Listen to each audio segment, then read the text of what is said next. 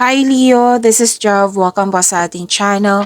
By the way, Leo, this is timeless reading. Uh, First half of October 2025 from October 1 to 15, 2025 para po kay Leo. Gamitin ang reading na ito bilang kabayan lamang kung naka-resonate kayo, comment down. Tandaan Leo, ito ay general reading po. Kunin nyo lang po kung ano naka-resonate sa iyo. This is for you, Leo, ngayong October 1 to 15, 2025.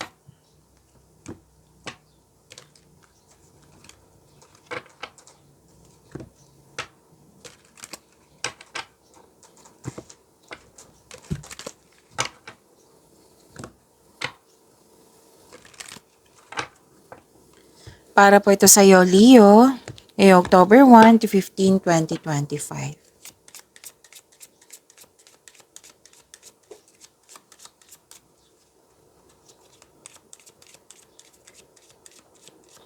Kuha muna tayo ng angel number, Leo. Para sa iyong October 1 to 15, 2025.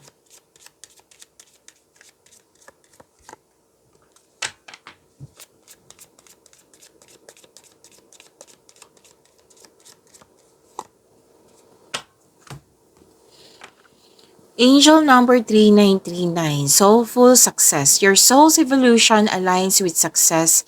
Embrace inner transformation for a fulfilling future across all aspects of life. And angel number 2626.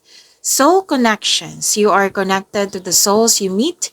Each encounter holds valuable lessons.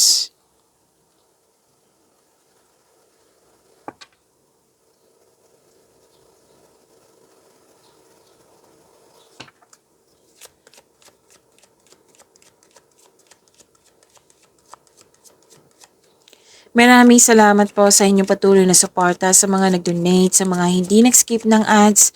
Maraming salamat po. Sa mga hindi pa nag-subscribe, subscribe na po kayo at click bell notification para malaman nyo na may bago tayong video. Para sa mga gusto magpa-reading, comment po kayo ng personal reading. Again, comment kayo ng personal reading and check my reply sa comment section.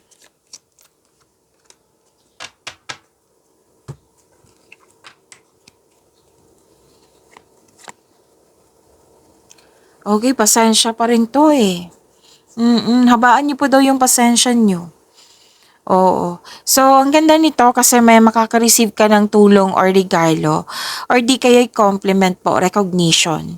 Opo. Wow, abundance and love is blooming. Kitang-kita ko yung happiness mo dito. Claim niyo po.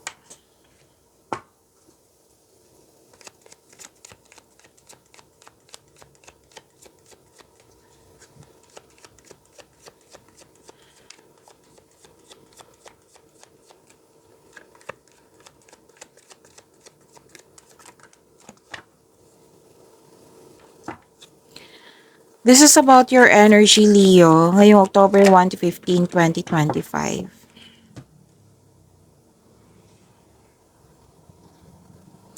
Kung may napansin kayo na repeating message, yan po yung pinupush ng card sa inyo. Like for example, nanood kayo sa inyong monthly Gabay Tarot reading, weekly Gabay Tarot reading, daily Gabay Tarot reading, at dito din sa inyong first half of the month of October 2025.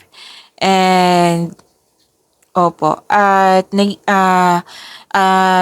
napansin kayo na repeating message. Yan po yung pinupush ng card sa inyo na kailangan yung bigyan ng atensyon, solusyon at aksyon kung maaari po. So, na yung energy ni Leo.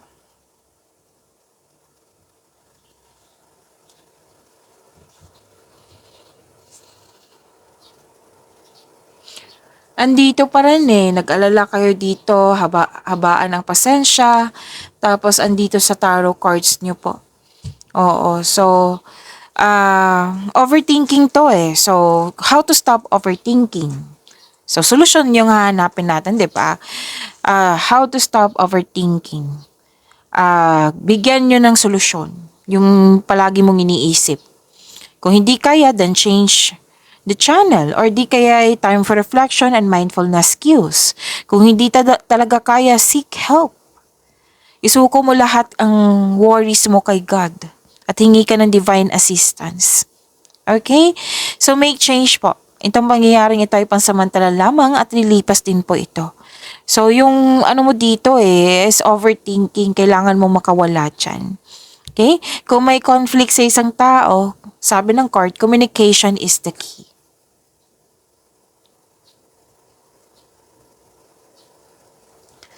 Okay, nagkaroon ng determination, maraming ideas, clarity. Oh, marami kayong ideas na bibigyan mo siya ng action para magkaroon ng maagang resulta. This is good kasi kakasabi ko lang na communication is the key, right? So may magaganap na importanteng pag-uusap or confrontation sa isang tao. Makinig din kayo sa inyong intuition kasi ito yung magagabay sa iyo kung ano yung susunod na hakbang. Kung pwede po. So nakikita ko dito na may improvement sa inyong communication skills. Napansin mo to at napansin ng ibang tao.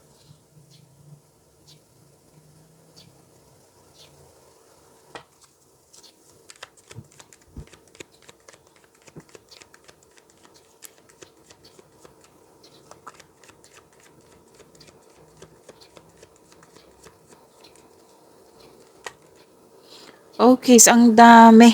Kunin ko na ha. Gusto nilang ipaalam sa yung mensahe.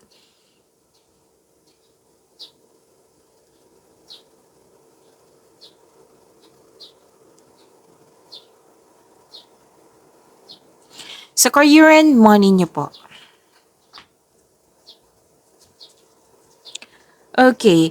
May namuong romance sa workplace mo or yung partner mo ay katrabaho mo or di kaya'y may makipag-business partner sa'yo or makipag-teamwork sa'yo. Gustong-gusto mo yung mga ginagawa mo sa passion mo ba ito, sa trabaho mo ba ito, sa negosyo ba? O kasi nagbibigay ito ng financial stability sa iyong buhay at nagagawa mo yung passion mo at the same time.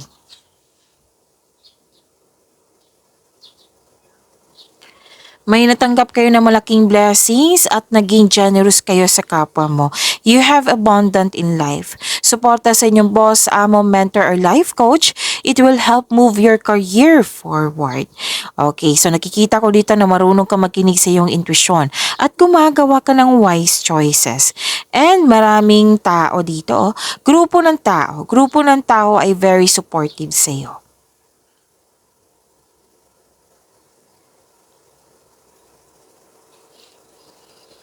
Nakikita ko rin dito na gumagawa ka ng logical na aksyon para sa iyong layunin sa buhay at pwedeng may promotion na magaganap, may leadership role na binigay sa inyo or di kaya ay promotion na pagtaas ng sweldo, allowance or kita.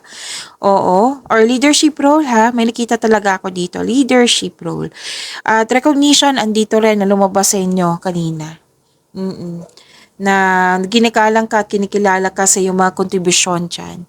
At ano to, mabuting, okay, kung may legal concern kayo, what I meant is may mabuting balita kayong marireceive. So, claim nyo po.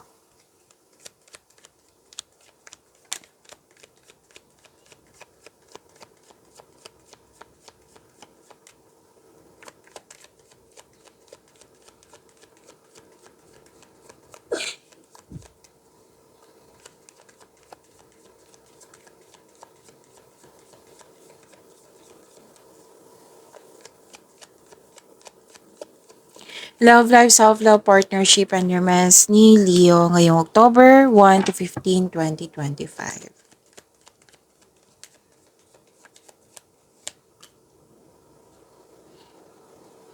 Leo, may loss of connection ako nakikita dito. Single ka man, may relasyon sa buhay mag-asawa.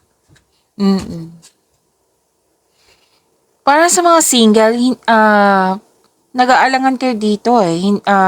Pwedeng desisyon ito na ayaw mo munang magkaroon ng relasyon. Kasi nahihirapan kang magtiwala muli. So, sabi ng card dito na fix yourself first.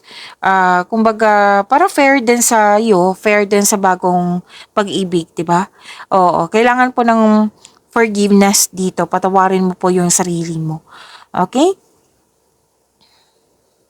Para sa mga relasyon sa buhay mag-asawa, may nangyari na pwedeng nagawa or may binitawang binitiwang, anong tawag to? Salita, oo, na hindi mo nagustuhan or may ginawa na hindi mo nagustuhan.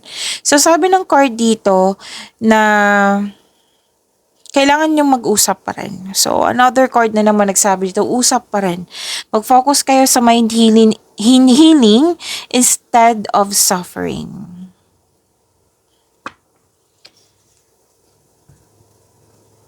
Okay, so sa mga single dyan, may parating talaga sa iyo.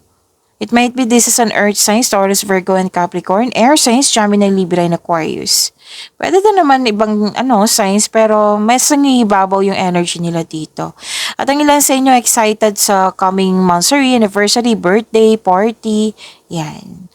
Pag-imani niyo po yung blessings sa binigay sa inyo, Leo. See you tomorrow. Maraming salamat po.